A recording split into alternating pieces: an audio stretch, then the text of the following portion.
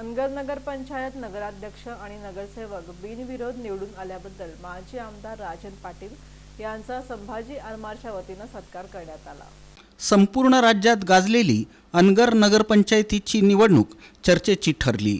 माजी आमदार राजन पाटील यांच्या मार्गदर्शनाखाली अनगर नगरपंचायतीचे सर्व नगरसेवक तसंच नगराध्यक्ष बिनविरोध निवडून आल्याबद्दल संभाजी आरमारच्या वतीनं माजी आमदार राजन पाटील यांचा सत्कार करण्यात आला।